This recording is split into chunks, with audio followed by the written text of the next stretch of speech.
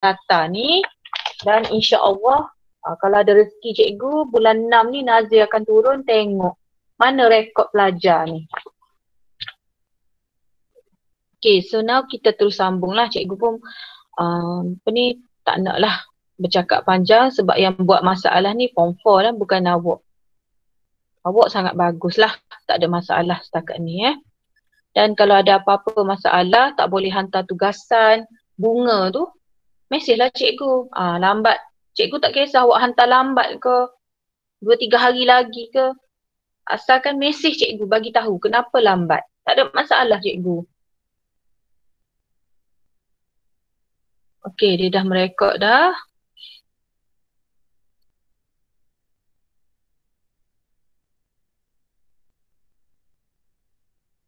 Okey, so malam ni kita akan sambung muka surat 118 dan insya-Allah cikgu target malam ni cikgu akan pergi sehingga muka surat insya-Allah lah muka surat 124. Okey, kita akan cubalah sehingga muka surat 124 dan esok muka surat 125 sampai 127 habislah bab 6. Okey. Okey, cikgu nak tanya Yoshini, nampak tak slide cikgu? Nampak cikgu. Okey, so kalau Yoshini nampak, maka nampak dah Okey, so kita sambung. Sebelum kita pergi kepada tajuk seterusnya tu, kita tengok eksplorasi bio. Kenapa cikgu baca juga eksplorasi bio? Bagi awak mungkin tak, orang kata apa, tak penting. Sebenarnya eksplorasi bio ni macam dia bagi pengetahuan kepada kita untuk tajuk seterusnya. Okey, so kita baca dulu. Okey, angin, haiwan dan serangga merupakan ejen pendebungaan. Okey, angin, haiwan, serangga merupakan ejen pendebungaan yang membantu proses pemindahan debunga.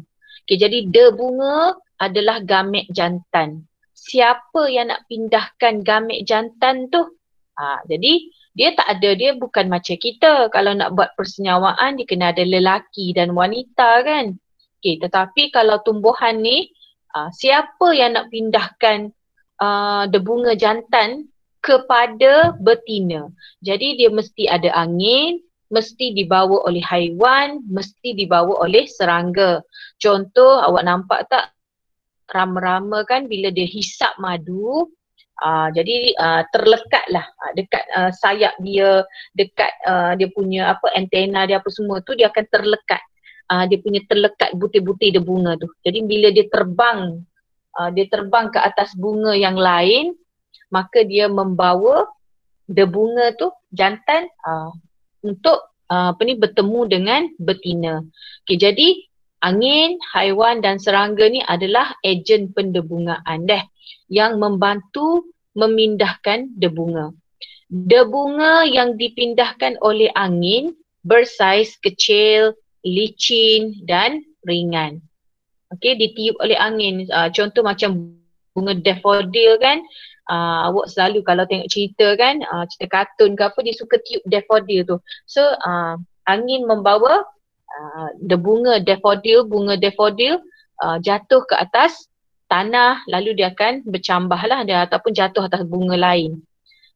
Okay, contoh bunga yang didebungakan oleh angin ialah jagung, rumput dan padi. That's why lah kalau awak tengok kalau yang dibawa oleh angin tu cepat sangat dia bertumbuh. Okey, debunga yang didebungakan oleh haiwan dan serangga pula jenis kasar dan melekit. Dia ada beza kalau dibawa oleh angin nak tiup tu dia mesti ciri dia licin, ringan dan kecil. Sebab kecil maka dia ringan, mudah dibawa oleh angin. Tapi kalau jenis yang dibawa oleh serangga dan haiwan, debunga tu jenis kasar dan melekit. Kerana melekit tu macam gam lah, macam gam. Jadi bila serangga tu hisap madu, rama-rama hisap madu, jadi debunga yang melekit macam gam tu dia akan melekat kepada sayap, melekat pada pada serangga tu. Okey, Contoh bunga yang didebungakan oleh haiwan dan serangga ialah rambutan, durian, betik, bunga ros, bunga matahari dan bunga raya. Haiwan ni dia tak semestinya haiwan, ni kita pun haiwan juga. Okey, kita kalau dalam biologi manusia ni adalah haiwan. So kita pun samalah, kadang-kadang kita ambil contoh bunga matahari kan. Kita dapat biji benih dia tu, kita tabur. So nampak tak? Kita juga adalah ejen pendebungaan. Okey, jadi gambar A ni ialah contoh bunga yang didebungakan oleh serangga. So ingatlah, debunga dia mesti jenis yang kasar dan melekit. Bila melekit dia akan melekat pada serangga tu. Okey, yang kedua B, bunga daffodil. Contoh bunga yang didebungakan oleh angin. So bila angin, dia mesti ciri dia ringan, kecil, licin. Barulah mudah diterbangkan oleh angin. Sebab tu kadang-kadang bila awak tanam bunga ke apa, kadang-kadang dalam pasu tu awak tengok, bila masa pula ada pokok ni tumbuh dalam pasu. Maknanya maybe dibawa oleh serangga, dibawa oleh siput babi ke, bila dia melekat tu, dia bergerak tu, dia bawa biji benih tu dalam satu pasu ke satu pasu yang lain. Okey? Cikgu harap awak jelas lah. Jadi semalam awak dah belajar bagaimana pembentukan debunga jantan. Bagaimana pembentukan gamet jantan iaitu debunga. Cikgu harap awak hafal sebab itu adalah antara tajuk penting. Malam ni kita nak belajar bagaimana pembentukan pundi embrio betina. Semalam kita belajar yang gamet jantan, debunga. Hari ni kita nak belajar pundi embrio. Pundi embrio ialah gamet betina yang berlaku di dalam ovule. Okey, tajuk ni agak susah sikit, so kena dengar betul-betul lah, kena fokus. Okey, ovule. So mana ovule? Ni lah ovule. Okey, ni ovule. Ovule ni awak nampak tak? Ovule dia duduk dalam ovari. So ingat tak semalam cikgu kata untuk struktur pembiakan betina, struktur pembiakan betina bunga dia punya ni SSOO. Okey? Struktur pembiakan betina bunga, iaitu yang kita panggil dia karpel, karpel atau pistil. Karpel atau pistil yang terdiri daripada stigma, this one stigma. Lepas tu yang panjang ni ialah stil, stigma, stil, ovari. Dalam ovari ada ovule, SSOO. Okay, so now kita nak pergi kepada pembentukan pundi embrio. Pundi embrio ni dalam ni. So dalam pundi ni hak bulat ni, semua ni stokor ni, ini adalah pundi embrio. Sekarang kita nak belajar bagaimana pundi embrio betina terbentuk dalam ovule. Okay. Ovule ialah struktur bunga yang terbentuk di dalam karpel. Karpel kan betina. Ovule berkembang daripada selapis tisu yang terdapat di dalam ovari. So jelas tak ayat tu? Dia kata ovule ni apa? Ovule ni ialah struktur bunga. Struktur bunga yang terdapat dalam organ pembiakan betina iaitu karpel. Ovule berasal daripada ovari. So nampak tak dalam ovari ada ovule. Okay. Satu ovari mungkin mengandungi satu atau lebih ovule. Dalam satu ovari tu mungkin ada banyak ovule. Contoh kalau siapa yang buat bunga raya, awak perasan tak? Dalam ovari dia ada banyak ovule. Cikgu tak tahulah masa awak belah tadi, awak jumpa tak benda tu? Okey, sekejap cikgu nak lukis. Awak perasan tak bila awak belah ovari, dalam ni macam ada banyak sangat ovule. Mana cikgu ovule? Inilah ovule, ovule. Maknanya gambar ni yang ni awak tengok yang bulat tu, maknanya ada belaka, bulat semua. Okey, jadi dalam ovari kadang-kadang ada satu, kadang-kadang ada lebih banyak ovule. Okey. Ovule melekat pada dinding ovari melalui satu tangkai yang disebut sebagai funicle. Okay, so kalau awak tengok ovule ni ovule ni, yang warna kelabu ni, dia melekat. Nampak tak dia macam melekat dengan ovari, dipegang oleh macam satu tangkai, this one ni. Ni tangkai ni. Okay, ni tangkai ni menyambungkan ovule warna kelabu dengan warna kuning tu. Boleh Jadi ovule melekat pada ovari, dipegang oleh funicle. Funicle ni macam tangkai. Boleh ke dia macam ni? Ni ovule, kemudian dipegang oleh funicle. Funicle ni bersambung pula dengan ovari. Sebab itulah ovule duduk di dalam ovari. Boleh? Tempat pelekatan funicle ke ovari dipanggil placenta. So kenapa dia boleh melekat tu? Sebab dijaga, dipegang oleh placenta. Placenta membekalkan nutrien kepada ovule.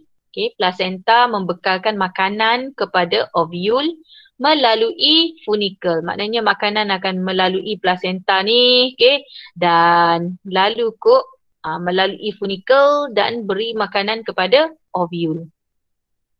Okay, cikgu kena padam dulu ni sebab nanti terlalu banyak cikgu conteng ni, nanti awak payah nak faham lepas ni. Okay, kemudian sekelompok tisu di dalam ovari berkembang membentuk satu tonjolan yang disebut nucellus. Kemudian dia pun terbentuk jadilah sekelompok tisu ni. Sekelompok tisu berbentuk nucellus. Boleh ke? Yang ni cikgu rasa macam tak penting sangat lah. Cuma awak kena tahulah ovule ni duduk dalam ovari, dipegang oleh funicle yang bersambung dengan ovule. Siapa yang membekalkan, struktur mana yang membekalkan nutrien? Placenta, itu saja. Okay. Dan nucellus terdiri daripada tisu parenchyma. Okay. Tisu nucellus berkembang membentuk dua lapisan yang dipanggil integumen. So nampak tak nanti nucellus ni, dia berkembang nanti menjadi dua integumen, iaitu integumen dalam ni, dua lapisan. Awak nampak tak? Ni satu lapisan ni integumen dalam. Yang luar ni integumen luar. Integumen ni macam kulit lah. Okay, macam kulit. Pada hujung integumen terdapat satu bukaan kecil dipanggil mikrofil. So awak nampak tak ni? Dia dekat hujung integumen ni dia macam ada pintu, macam ada ruang yang kita panggil mikrofil, yang membenarkan udara dan air masuk ke dalam biji benih semasa percambahan. Cikgu berhenti setakat tu dulu, takut awak pening. Untuk tajuk ni, sebab tu cikgu kata tajuk ni, pundi embryo ni awak nak kena fahamkan betul-betul sebab dia terlalu banyak istilah. Okey, so cikgu akan sebut apa-apa yang penting saja dah. Cikgu ulang balik, awak dengar betul-betul. Okey. Dalam ovari ada ovule. Okay, dalam ovari ada ovule. So ovule ni maknanya dia berkembang, dia berasal daripada ovari. Ovule berkembang daripada tisu yang terdapat di dalam ovari. Maknanya ovule berada di dalam ovari. Ovule ni tak semestinya ada satu. Jadi ovari mempunyai sama ada satu ovule atau ada banyak ovule. Contoh macam bunga raya, dalam ovari ada banyak ovule. Okey. Ovule mempunyai tangkai yang dipegang oleh, mempunyai tangkai yang dipanggil funicle. Okey, ovule, cikgu sebut tahu, tengok selalu. Ovule, okey, ovule yang duduk dalam ovari tu mempunyai tangkai yang kita panggil funicle. Dan funicle dipegang pula oleh placenta. Okey, ovule dipegang oleh tangkai, dia melekat pada tangkai funicle yang dipegang pula oleh placenta. Placenta membekalkan nutrien, placenta membekalkan makanan kepada ovule. Boleh? Okey. Di dalam ovari ada sekelompok tisu yang akan berkembang menjadi macam satu tonjolan. Awak nampak tak macam satu tonjolan, maksud dia macam ni. Macam terkeluar macam tu. Dan benda ni duduk dalam satu stokok ovari ni. Okay, jadi dalam ovari akan keluar satu tonjolan tisu yang kita panggil nucellus. Okay, cari selalu nucellus. Dia macam tonjolan. Okay. Nucellus ni terdiri daripada tisu parenkhyma untuk memberi sokongan dan juga makanan simpanan. Okey, tisu nucellus berkembang menjadi dua lapisan. So cari selalu mana lapisan? Dua lapisan yang dipanggil integumen. Kalau yang belah dalam, integumen dalam. Kalau yang belah luar, integumen luar. Dan dekat hujung integumen tu, cari selalu dia cikgu sebut tu. Dekat hujung integumen tu ada macam satu lubang. Ada macam satu lubang yang dipanggil mikropil. Awak nampak tak integumen tu dia tak tutup habis. Dia macam terbuka sikit. So yang tengah tu, itu ialah mikropil. Mikropil ni macam pintu yang membenarkan udara dan air masuk ke dalam biji benih semasa proses percambahan. Okay. Salah satu daripada sel nucellus juga salah satu daripada sel nucellus ialah sel induk megaspora atau dipanggil sebagai sel induk pundi embrio yang akan berkembang menjadi pundi embrio. So mana? Ni. Jadi mana cikgu pundi embrio? Ni. Jadi maksud dia ada banyak kan, cikgu kata tadi yang bulat ni sebenarnya dia ada banyak ni. Bulat sini, bulat sini, bulat sini, bulat sini. So maknanya satu daripada sini cikgu akan ambil dan dia akan berkembang. Berkembang jadi apa? Berkembang jadi pundi embrio betina. Boleh ke? Ni benda ni dia ada dalam setiap satu ovule. Maknanya dalam bunga tu bukan ada satu je ovule, ada banyak. Jadi satu stokon ni dia ada dalam satu ovule. Jadi kalau ada 8 ovule, ada 8 pundi embrio. Siapa pundi embrio ni? Pundi embrio ni ialah gamet betina. Tino lah gamet betina. Boleh? Okey. So now kita nak belajar bagaimana dia terbentuk. Okey, kita pergi dulu. Dia kata sel induk megaspora sel induk megaspora 2N membahagi secara meiosis menghasilkan 4 sel megaspora yang haploid. Awak tak faham ni? Ni yang cikgu cerita ni sebelum dia jadi dia ni. Sebelum dia jadi stokok ni. Sebelum dia jadi ni. Jadi sebelum dia jadi ni kita panggil dia sel induk. Nampak tak? Sebab dia hak asas. Sebelum dia jadi pundi embrio, kita panggil dia sel induk pundi embrio. Dia kena ada perkataan induk. Okey? Sel induk pundi embrio ni sebelum dia jadi macam ni. Okey, jadi sekarang kita nak fahamkan bagaimana dia boleh jadi pundi embrio. Okey, jadi sel induk megaspora atau kita panggil sel induk pundi embrio, nama sama dah. Sel induk megaspora pun betul, sel induk pundi embrio pun betul. Okey, membahagi secara meiosis.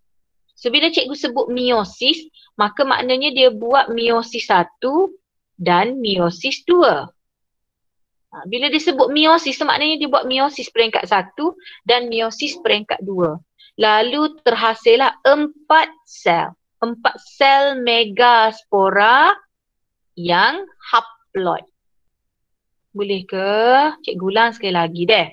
Cikgu ambil dia ni. Ni sel induk megaspora ni. Okey. Jadi ni sel induk megaspora ni. Sorry deh, bukan dalam itu dah. Sorry, bukan itu. Yang ni. Sel induk megaspora ni 2N membahagi secara meiosis. Meiosis 1, 2 menghasilkan 2. Meiosis 2 menghasilkan 4. So jadilah 4 Awak nampak dah jadi 4 dah ni. So, 2, 3, 4. Lalu terhasillah 4 sel megaspora. Tak ada perkataan induk dah. Sel induk megaspora. Membahagi secara meiosis. Menghasilkan pak. Pak gapa? 4 megaspora. Awak buang perkataan induk. Sebab induk tu yang asal. So, jadilah 4 sel megaspora. Bila dia dah buat meiosis, maka dia haploid. Tadi diploid. Tapi bila dia dah buat meiosis, maka terhasillah 4 sel megaspora yang haploid. Cikgu berhenti setakat tu. Boleh tak? Faham tak? Sebab tajuk ni cikgu dah kata dah memang susah. Cikgu ambil seko ni, ini nama dia sel induk megaspora ataupun sel induk pundi embrio membahagi secara meiosis 1 dan 2. Lalu terhasillah 4 sel megaspora yang haploid. So jadilah macam ni. 1, 2, 3, 4. Okey, nombor 2. 3 sel megaspora merosot. Sebab tu dia tunjuk gambar kecil. Sebab dia merosot. Merosot tu maksud dia tak ada. Hilang. Okey, jadi 3 sel megaspora merosot. Dan hanya 1 sel megaspora yang akan berkembang. Tinggal seekor je. Boleh ke tak? Okey. Kemudian, awak nampak tak hak kecil-kecil tu? Tadi ada satu kan, nukleus.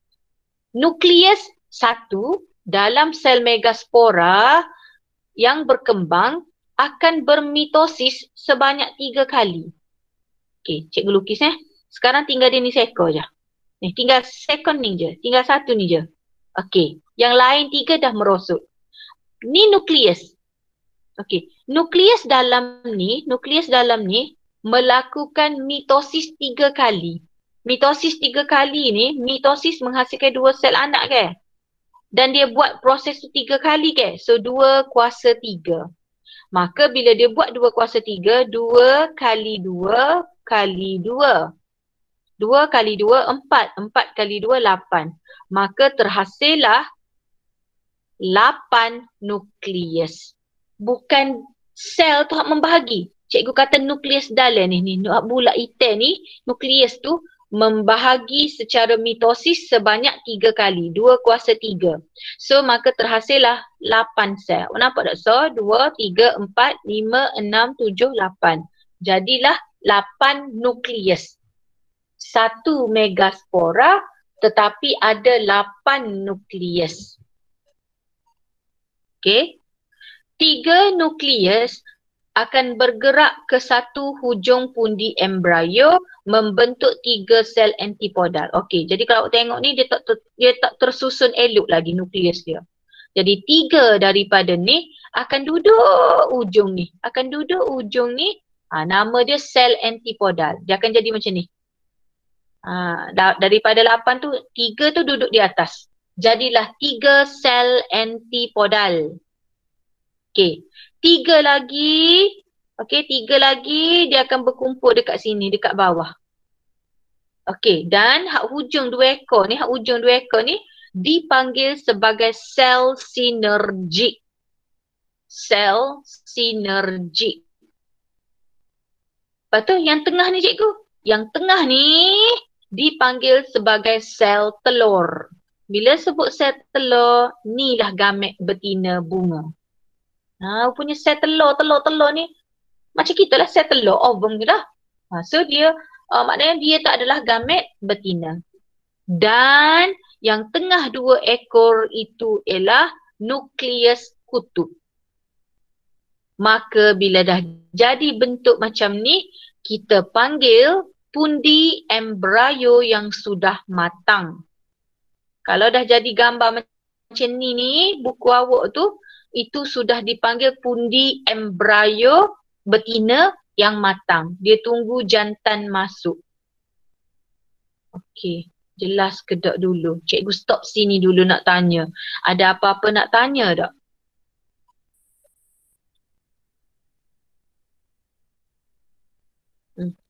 Ada apa-apa nak tanya?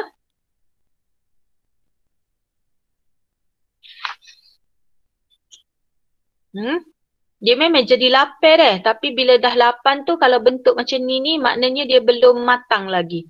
So dia kena tersusun 3, 2, 3. 3 atas namanya sel antipodal. Okey, yang 3 atas ni kita panggil sel antipodal. Yang 2 dekat hujung ni, 2 hujung kita panggil sel sinergik. Yang hijau tengah-tengah tu sel telur. Yang tengah-tengah nukleus kutub. So dapatlah 3, 4, 5, 6, 7, 8. 8, so bila dia dah tersusun macam tu, kita panggil pundi embrio betina yang sudah matang. So bila matang maknanya dia tunggu berlaku persenyawaan. Okay, so cikgu harap jelas nanti lepas cikgu ajar ni baca balik. Okay, now kita sambung lagi. Okay, aktiviti 6.3 cikgu rasa tak payah buat lah yang ni sebab awak nak kena baca lah. Okay, kita pergi kepada soalan lah.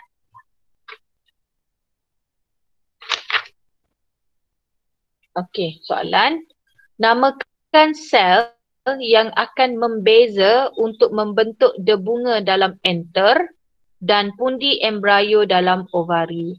Jadi kalau debunga yang akan membeza jadi debunga jantan, dia bermula dengan sel induk mikrospora. Yang itu kan sel induk mikrospora nanti dia akan membeza jadi debunga jantan yang terletak dalam enter.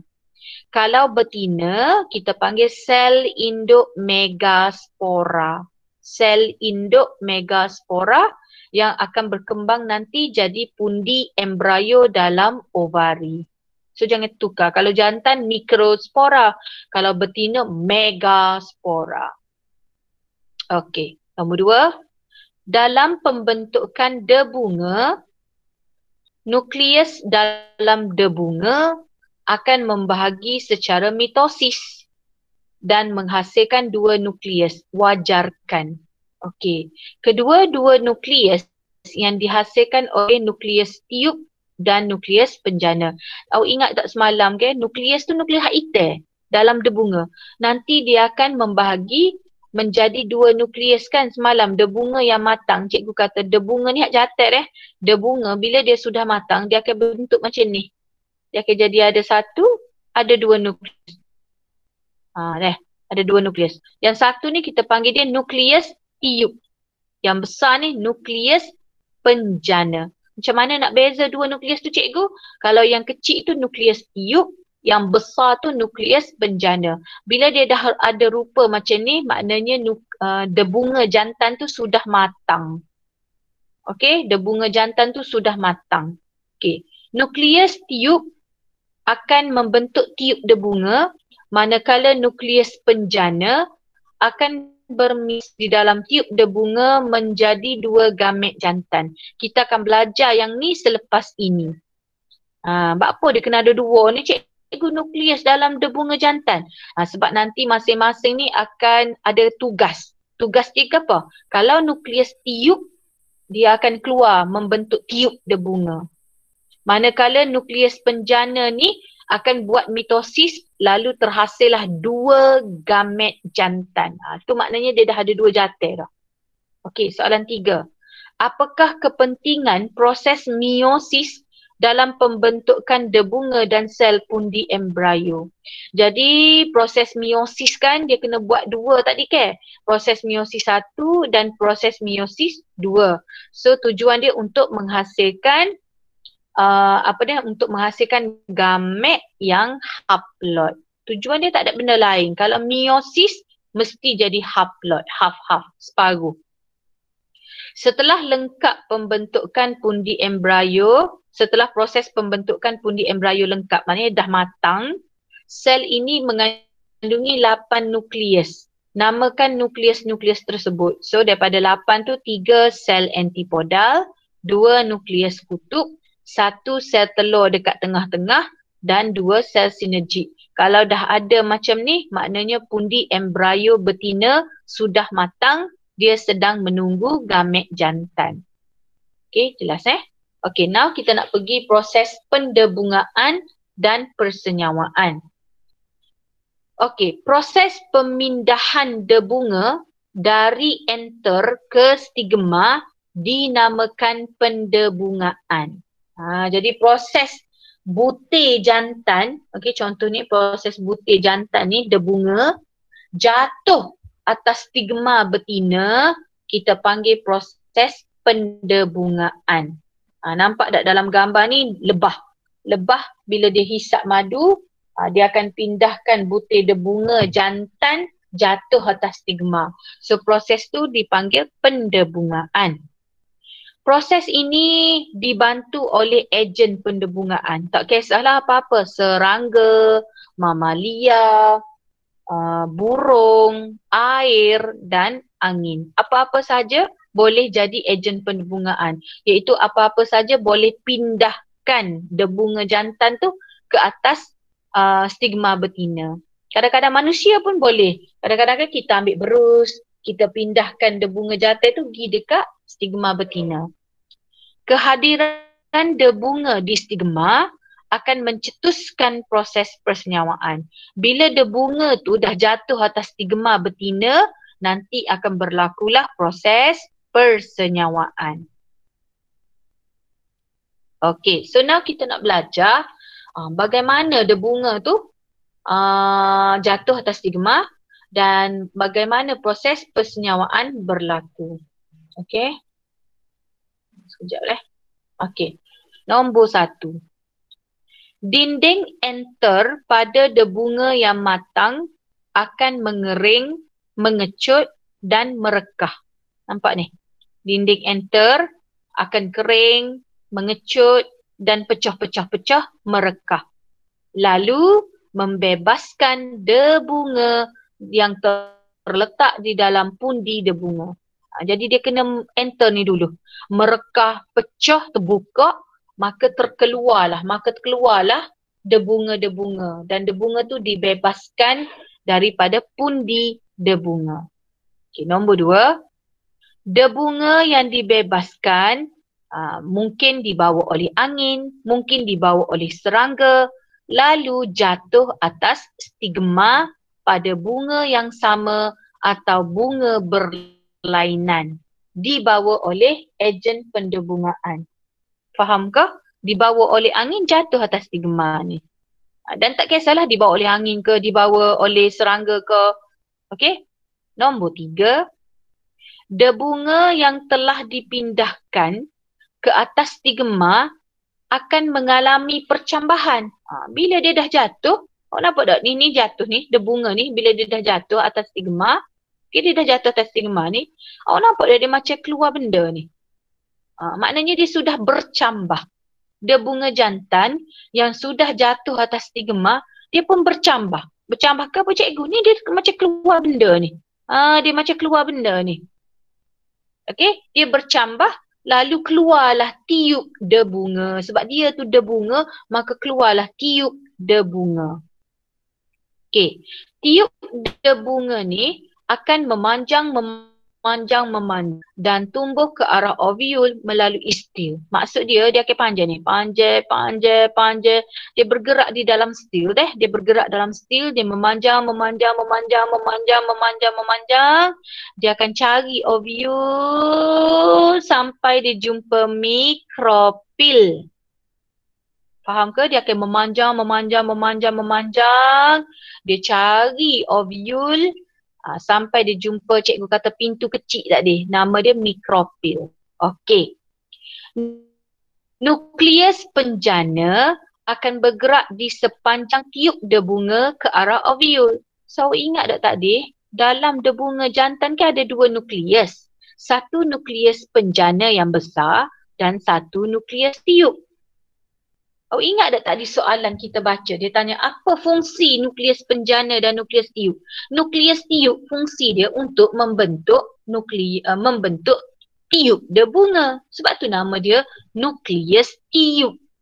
Sebab dia yang bercambah tu, dia yang mengeluarkan tiup debunga tu yang boleh jadi panjang ni. So nampak tak ni nukleus tiup ni duduk di depan sekali ni, duduk dekat ujung ni.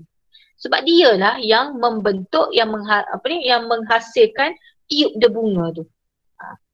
Okey, dialah yang tolong bawa jalan, bawa panjang sampai jumpa mikropil.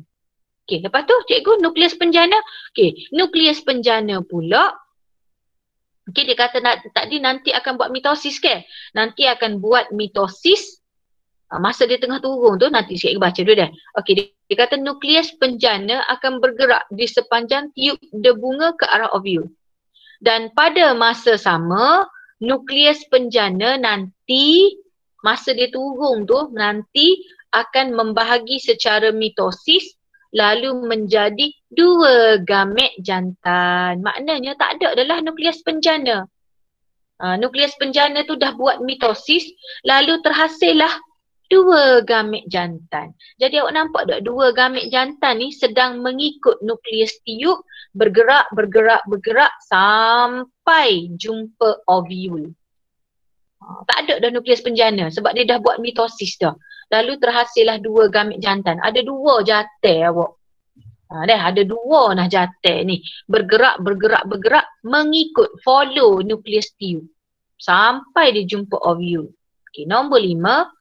Hujung tiub debunga, okey. Hujung tiub debunga akan merembeskan enzim untuk mencernakan tisu-tisu stil. Okey, jadi sebab apa dia boleh bergerak dalam tisu stil ni? Sebab dekat hujung tiub debunga tu dia ada enzim. Enzim tu akan pecahkan tisu-tisu stil bergerak sampai jumpa ovul. Okey, apabila tiba di pundi embrio, nampak dah sampai dah dekat pundi embrio. Apabila tiba di pundi embrio, tiub debunga akan menembusi ovul. Boleh masuk ovul. Dia masuk melalui mikropil ni, Nukleus tiub akan merosot. Nukleus tiub kan dia tunjuk jalan tadi. Nukleus tiub kan duduk hujung sekali ni, nukleus tiub ni. Dia duduk hujung sekali, dialah yang menghasilkan tiub debunga. So bila dah sampai dekat sini, nukleus tiub kata aku dah sampai dah, aku dah tunjuk jalan kemung. So dia pun merosot. Dia tu tunjuk jalan je, jadi dia pun merosot. Dan kedua-dua gamet jantan tadi akan masuk ke dalam pundi embrio. Jantan pun akan, awak nampak ni, ni 2 gamet jantan ni pun dia pun nak masuk dalam pundi embrio. So bila dah masuk, maka dia akan buat persenyawaan. Okey. Cikgu harap jelas dah deh. Okey, now kita pergi pula proses persenyawaan. Yang ni kita tak buat Kita tunggu buku sekolah. Okey. Now kita nak tengok persenyawaan. Okey. Persenyawaan ganda 2. Kalau untuk tumbuhan ni dia panggil persenyawaan ganda 2. Apa cikgu persenyawaan ganda 2? Awak kena ingat sebab ada 2 gamet jantan. Ada 2 hero ni, 2 gamet jantan. Jadi sebab itulah persenyawaan dia berlaku 2 kali sebab ada 2 gamet jantan. Okey, iaitu gamet jantan yang pertama dia akan mensenyawakan sel telur. Jadi ni gamet jantan ni yang pertama ni dia akan mensenyawakan sel telur ni. Lalu menghasilkan zygote yang diploid. Okey, cikgu akan tulis sini. Ingat kita ada 2 jantan. So, 1 jantan, okey, 1 gamet jantan. Dia akan cikgu akan mensenyawakan 1 sel telur. Kan cikgu ada sebut tadi telur ni macam oosit sekunder kita lah, ovul lah, ovum kita. So 1 jantan mensenyawakan 1 sel telur. Jadi apa? Sperma senyawa ovum. Jadi apa? Tidak jadi zygote. So jadilah zygote yang diploid. Apa cikgu diploid? Sebab jantan half. N campur sel telur. N. Maka ada berapa N? 2N. Sebab tu diploid itu. Okay, jadi 1 jantan, 1 gamet jantan mensenyawakan 1 sel telur betina, lalu terhasillah anak. Anak dia nama apa? Zygote yang diploid. Boleh? Okey. Manakala gamet jantan sekor lagi, gamet jantan kedua bercantum dengan nukleus kutub. Ni nukleus kutub ingat ada 2. Okay, so cikgu akan tulis sini. 1 gamet jantan Okey. Satu gamet jantan campur dengan 2 nukleus kutub. So jadi berapa? 1 campur 2 jadi berapa? 3. Maka jadilah tisu endosperma 3. Sebab apa 3? 1 campur 2 maka jadilah triploid. Maka jadilah endosperma triploid. Boleh. 1 campur 1 jadi zygote diploid. Kalau 1 gamet jantan campur 2 nukleus jadilah endosperma 3. 1 campur 2 3. 3 triploid. Okey. Seperti yang telah dibincangkan, nukleus penjana melakukan mitosis di dalam tiub debunga, lalu terhasillah 2 gamet jantan yang haploid. Jadi bila dua-dua gamet jantan mensenyawakan sel telur dan nukleus kutub, ada berapa kali persenyawaan? Ada 2 kali. Jadi sebab itulah kita panggil persenyawaan ganda 2. Ganda 2 ni makna dia 2 kali. Okey. Sebab tu dia panggil persenyawaan ganda 2 sebab ada 2 kali persenyawaan. Boleh? Okey. So, kita tengok yang ni. Okey, kita tengok yang ni deh. Cikgu ulang balik you dengan molek lah. Okey, nombor 1. Apabila tiba di pundi embrio, tiub debunga akan menembusi ovul melalui mikropil. So nampak tak? Tiub debunga ni. Tiub debunga ni dia tunjuk jalan ke? Dia tunjuk jalan. So dia pun akan menembusi dia masuk dalam ovul. Melalui apa? Melalui pintu kecil. Cikgu panggil tadi mikropil. Okay? Dan dia ni hanya tunjuk jalan saja. Jadi nukleus tiub akan merosotlah sebab dia hanya tunjuk jalan saja. Dan kedua-dua gamet jantan akan masuk ke dalam pundi embrio. Jadi awak nampak tak pundi embrio ni sudah matang dah ni. Aktin ni sudah matang. Sebab apa matang? Sebab ada 3, 2, 3. Boleh? Okey. Dan kenapa kita panggil persenyawaan ganda 2? Sebab ada 2 gamet jantan. 2 gamet jantan. Jadi satu daripada gamet jantan mensenyawakan sel telur. Ni, this one. Satu gamet jantan dia akan senyawakan sel telur. 1 campur 1 jadi diploid 2. So dia panggil zygote yang diploid. Manakala satu lagi gamet jantan akan mensenyawakan 2 nukleus kutub yang ni. Maka 1 campur 2 jadilah endosperma yang triploid. Jadi proses ni kita panggil persenyawaan ganda 2.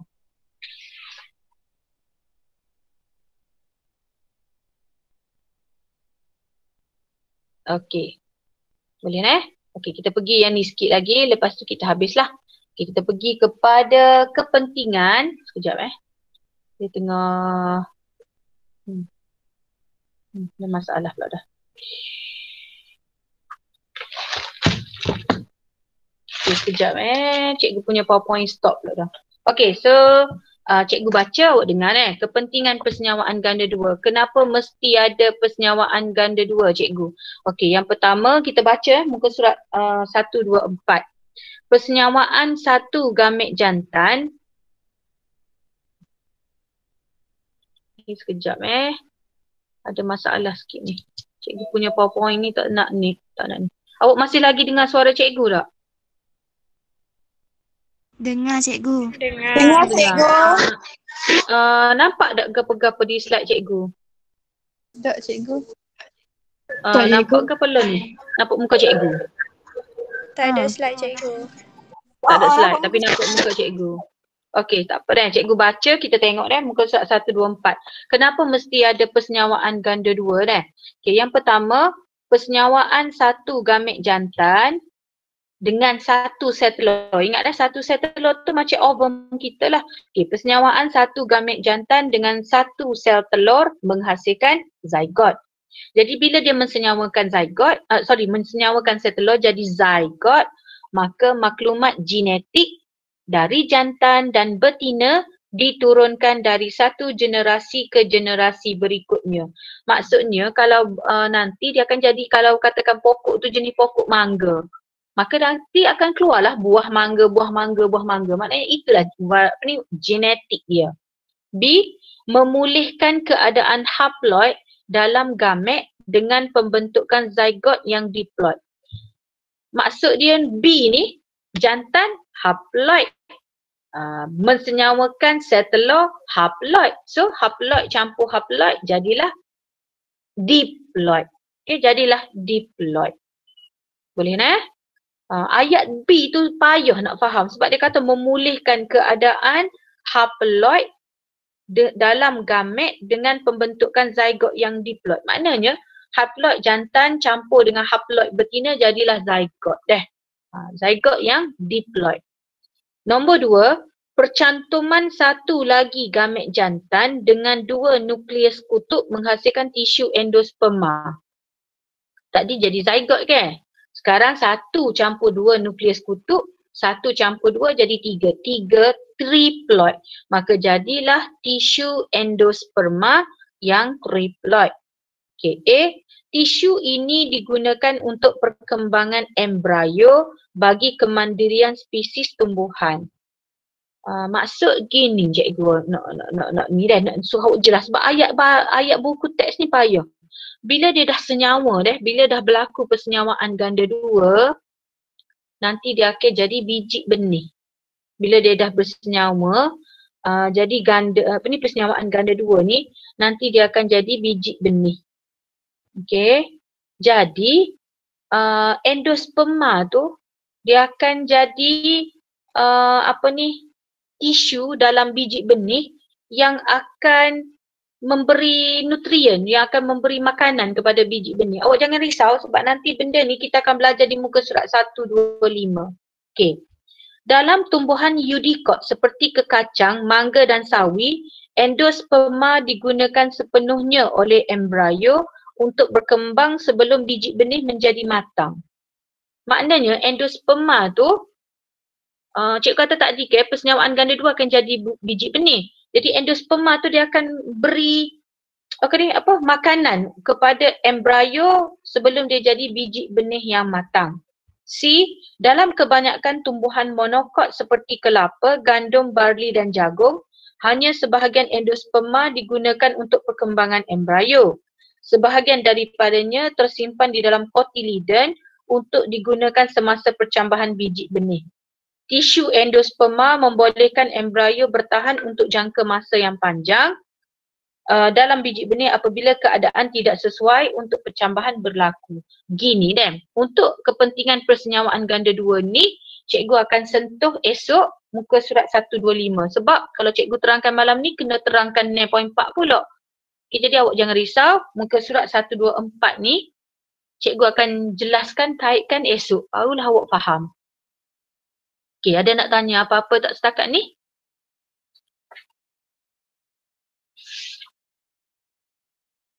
Ada nak tanya apa-apa? 124 tu jangan risau. Cikgu akan ulang esok. Cikgu akan kaitkan dengan perkembangan biji benih dengan ayat 124. Tak apa tak faham malam ni 124. Esok cikgu akan jelaskan. Baru awak nampak. Okey, ada nak tanya apa-apa? So tajuk malam ni agak sukar. Jadi cikgu nak awak baca balik. Awak baca balik 120 tadi. Bagaimana pendebungaan berlaku dan persenyawaan ganda 2. Dua tajuk ni memang selalu naik exam. Memang kegemaran kegemaran panel lah untuk buat soalan. Okey, ada nak tanya apa-apa? So kalau tak ada apa-apa, kita berhenti di sini. Kita jumpa esok untuk 6.4 dan insya-Allah kita habiskan esok. Okey, Assalamualaikum. Terima kasih cikgu. Terima kasih cikgu. Terima kasih cikgu. Kalau tak faham ini, cikgu minta maaf lah. Terima kasih cikgu. Okey. Kasih cikgu. Kalau ada apa-apa tak faham, mesej lah, cikgu tidur lambat. Kasih, Setiap cikgu. malam. Okey. Terima kasih cikgu. Okey. Terima kasih cikgu.